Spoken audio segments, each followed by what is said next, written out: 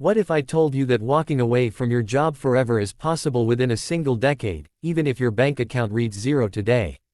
This isn't a complex puzzle, the framework is astonishingly straightforward. In fact, the entire system for achieving total financial freedom can be laid out in the next few minutes. Sound too good to be true? Stick around, and you'll see it for yourself. But that leads to a crucial question. If the path is so clear, why do almost all people never manage to escape the grind? That's the real mystery we're solving today. The truth is, most are trapped by confusion and a lack of a clear, executable plan. Let's shatter the illusion that your golden years must begin in your 60s. I'll walk you through the exact strategy that granted me complete autonomy in my 20s, and how you can mirror these steps starting from absolutely nothing. Step 1, and this is critical, is about engaging with this content. If you find this valuable, hitting that like button genuinely supports this channel. Thank you. Now, let's dive in. Alright, principle number 1 for building wealth and gaining freedom might shock you. Your income level is almost irrelevant. I know what you're thinking, of course earnings matter. A massive paycheck would solve everything. But here's what's rarely understood. Financial independence hinges on a single factor, the portion of your cash flow you get to keep and invest. I've witnessed individuals earning $250,000 annually who are one missed paycheck from disaster, pouring it all into luxury apartments, flashy cars, and Insta-worthy trips. Conversely, I know people on modest salaries who bank half their post-tax income, eventually surpassing the net worth of their high-earning peers. The secret isn't what you earn, it's what you keep. My personal journey to exiting the workforce in my 20s was powered by one rule. I maintained the same spending level, no matter what my income did. It didn't matter if I had a windfall month or a slow one, my lifestyle costs remained fixed. I wear budget-friendly shirts, drive pre-owned reliable cars, and live in a duplex where the rental income covers my mortgage. I cook at home, and I'm strategic with every dollar. This might sound intense, and it's not for the faint of heart, but this focus on outflow over inflow is the non-negotiable first step. What most don't realize is that your current savings rate dictates your retirement date with mathematical precision. For instance, if you spend every cent you make, you'll never stop working. But if you save a quarter of your income, you're looking at around 32 years. Save half, and you cut that to 17 years. Bump your savings to 70%, and you're just over 8 years from freedom.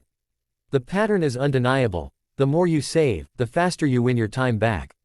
I've always been naturally frugal, even before I discovered the FIRE movement. I never saw value in frivolous spending, I preferred the security and potential of invested capital. There's an old adage that rings true: wealth is preserved by living modestly, while poverty is prolonged by living lavishly. That was my mindset. After several years, I saved enough for my first investment property. That was the turning point, my money was now working for me. That single step proved the model was repeatable. This brings us to the next lever, aggressively reducing your expenses to fast-track your timeline. For a 10-year goal, you must embrace living significantly below your means. Every extra percentage point you save shaves years off your sentence. People often imagine this means a life of deprivation, selling your car, biking everywhere, and living off the land. Sure, that would work, but you don't need to go that far. Your largest expense is typically housing, which can devour half your paycheck. There's a powerful workaround known as house hacking, purchasing a multi-unit property, living in one part, and renting out the rest. Done correctly, your tenant's payments cover your entire housing cost. If a down payment isn't feasible now, you can rent hack by subletting spare rooms to drastically lower your own rent. For other areas, the rules are simple. Drive a dependable used vehicle instead of a new depreciating asset, use travel rewards to fund vacations, cook your own meals, and wait for sales. One more trick: impose a 1-week waiting period on any non-essential purchase. You'll find that 95% of the urge to buy vanishes, saving you from regretful spending. Third, to retire in a decade, you must eliminate high-interest debt completely. This is the arch nemesis of wealth building. It silently sabotages your progress. On most credit card debt, you'd need to earn a 15–20% return just to break even, a nearly impossible feat. This kind of liability only pushes your goal further away. In my own life, I never carry a credit card balance or finance lifestyle items. The only debt I consider is low interest, tax-deductible debt used to acquire income-producing assets, like a mortgage on a rental property. If the debt isn't making you money, it's probably costing you your future. Fourth, beyond cutting costs, you must put your capital to work through investing. This is simpler than many make it out to be. While you can dive deep into stock analysis, the optimal path for most is straightforward. First, maximize your tax-advantaged accounts like your 401k and Roth IRA. Second, invest a fixed amount from every paycheck, automatically. Third, never attempt to time the market. Fourth, use low-cost index funds that track the whole market. And fifth, be patient. Let compound growth do the heavy lifting over the long term. Now, let's get specific about the 10-year challenge. Starting from zero, you have two variables, your income and your spending. You must excel at one. If you earn $70,000 a year, retiring in a decade requires living on about $21,000 and investing the rest. This would let you sustain that lifestyle indefinitely. You can always boost income with a side job, but the core math remains. To retire in 10 years, you must save 65–90% of your income for that entire period. For a 20-year-old aiming to spend $50,000 annually at age 30, you'd need around $1.65 million. That requires investing roughly $93,000 yearly, assuming an 8% return.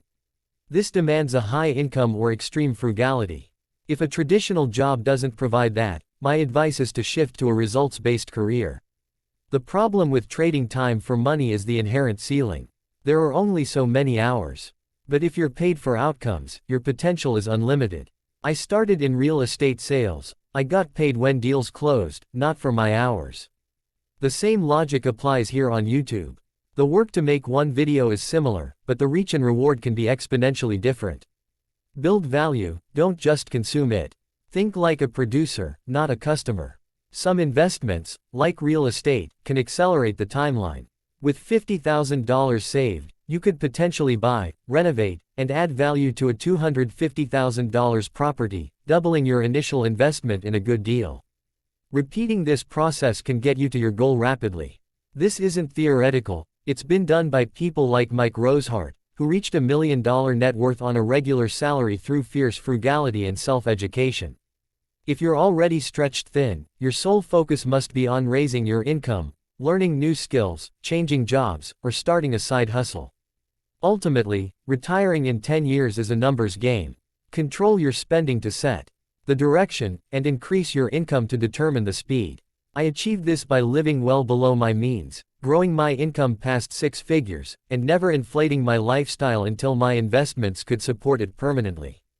I get it, this path isn't for everyone, and the very idea of not working sounds dull to some.